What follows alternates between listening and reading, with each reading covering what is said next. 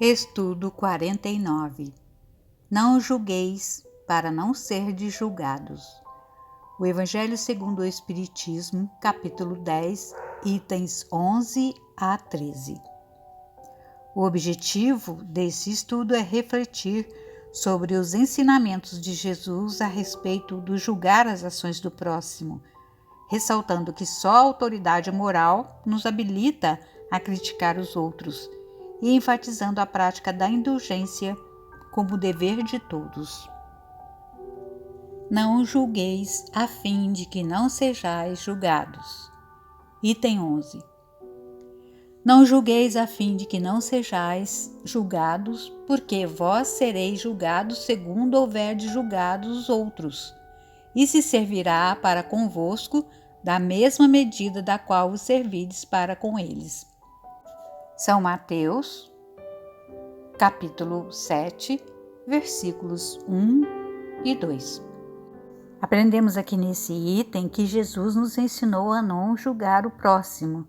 Por que ele nos ensina? Para que não sejamos igualmente julgados, pois agirão para conosco do mesmo modo que agimos para com os outros. Empregar-se-á convosco a mesma medida de que vos tenhais servidos para com os outros. O Evangelho de São João, ele registrou. Então, no item 12 do Evangelho segundo o Espiritismo aqui. Então, os escribas e os fariseus lhe conduziram uma mulher que tinha sido surpreendida em adultério e a colocaram de pé no meio do povo, dizendo a Jesus: Mestre, esta mulher acaba de ser surpreendida em adultério. Ora, Moisés nos ordena na lei para lapidar as adúlteras. Qual é, pois, sobre isso vosso sentimento? Eles diziam isso tentando a fim de ter do que acusá-lo. Mas Jesus, abaixando-se, escrevia com o dedo sobre a terra. Como continuassem a interrogá-lo, ele se ergueu e lhes disse: Aquele dentre vós que estiver sem pecado, lhe atire a primeira pedra. Depois, abaixando-se de novo, continuou a escrever sobre a terra. Mas eles, ouvindo-o falar assim, retiraram-se um após o outro, os velhos saindo primeiro, e assim Jesus permaneceu só com a mulher que estava no meio da praça. Então Jesus, levantando-se, disse-lhe: Mulher, onde estão os vossos acusadores? Ninguém vos condenou? Ela lhe disse: Não, Senhor. Jesus lhe respondeu: Eu também não vos condenarei. Ide e no futuro não pequeis mais. Como eu disse, está registrado no Evangelho de São João, no capítulo 8, versículos de 3 a 11. Vamos refletir sobre isso. Jesus recomendou aos escribas e fariseus a observância da lei de Moisés que mandava apedrejar as adúlteras? Não. Ele transferiu aos seus inquisidores a responsabilidade de castigá-la, condicionando a aplicação da pena à autoridade moral que cada um tivesse. Ainda que as leis humanas apontem os preceitos legais a seguir, devemos sempre analisá-los à luz das nossas próprias ações. Só então perceberemos se temos ou não autoridade moral para aplicá-los a outrem. E por que será que os mais velhos se afastaram em primeiro lugar? Porque, tocados pela palavra de Jesus, eles refletiram sobre as inúmeras faltas cometidas ao longo da vida e reconheceram-se mais pecadores que os jovens, sentindo-se, portanto, incapazes de condenar um ato que talvez já houvessem praticado.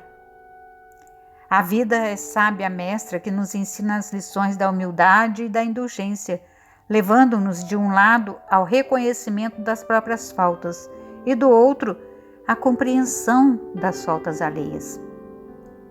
Naquela ocasião, qual dentre os presentes possuía condições morais para julgar a mulher adúltera? Apenas Jesus. Ele foi o espírito mais elevado que já existiu na Terra, e apenas ele, dentre todos os presentes naquela ocasião, poderia julgá-la e condená-la. Jesus esteve entre nós para dar testemunho do bem e nos ensinar uma nova moral, baseada no amor ao próximo. O que não queremos para nós, não desejamos ao nosso irmão. Como agiu Jesus com a pecadora? Ele não criticou o seu procedimento, não a tratou com desprezo, nem lhe exigiu seu arrependimento. Ele limitou-se a dizer que, como os demais, também não a condenava. E a mostrar-lhe que nada estava perdido, pois havia uma vida nova pela frente desde que buscasse a prática do bem. Também eu não te condenarei. Vai-te e de futuro não tornes a pecar. Vejamos o item 13 do Evangelho segundo o Espiritismo. Aquele que estiver sem pecado, lhe atire a primeira pedra, disse Jesus. Esta máxima nos faz da indulgência um dever, porque não há ninguém que dela não tenha necessidade para si mesmo. Ela nos ensina que não devemos julgar os outros mais severamente do que julgaríamos a nós mesmos, nem condenar em outrem o que nos desculpamos em nós. Antes de censurar uma falta de alguém, vejamos se a mesma reprovação não pode recair sobre nós. A censura lançada sobre a conduta de outrem podem ter dois motivos: reprimir o mal ou desacreditar a pessoa cujos atos se criticam. Esse último motivo não tem jamais desculpa, porque é da maledicência e da maldade. O primeiro pode ser louvável, se torna mesmo um dever em certos casos, uma vez que disso deve resultar um bem, e sem isso o mal não seria jamais reprimido na sociedade. O homem, aliás, não deve ajudar o progresso do seu semelhante? Não seria preciso, pois, tomar no sentido absoluto este princípio. Não julgueis, se não quiserdes ser julgados, porque a letra mata e o espírito vivifica.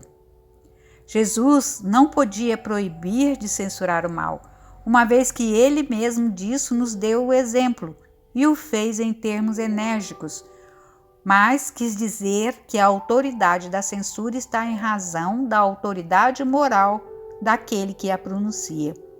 Tornar-se culpável daquilo que se condena em outrem é abdicar essa autoridade. É mais, é arrogar-se o direito de repressão. A consciência íntima, de resto, recusa todo o respeito e toda submissão voluntária àquele que, estando investido de um poder qualquer, viola as leis e os princípios que está encarregado de aplicar. Não há autoridade legítima aos olhos de Deus, senão aquela que se apoia sobre o exemplo que dá do bem. É o que ressalta igualmente das palavras de Jesus. Vamos então refletir. O que Jesus nos ensina quando diz que aquele dentre vós que estiver sem pecado, atire a primeira pedra? Ele nos ensina que não devemos julgar com mais severidade os outros do que julgamos a nós mesmos, nem condenar em outrem aquilo de que já nos absolvemos.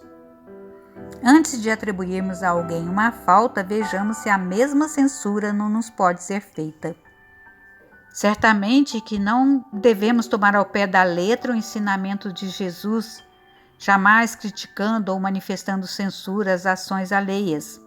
Haverá ocasiões em nossa vida em que a crítica às ações alheias será necessária, sob pena de estarmos com o nosso silêncio e a nossa omissão contribuindo para prejudicar a outrem, disseminando o mal entre as pessoas ou retardando o progresso do próprio. Reprovar a conduta perversa de alguém constitui, em certas ocasiões, um dever, porque um bem deverá daí resultar, e porque, a não ser assim, jamais na sociedade se reprimiria o mal.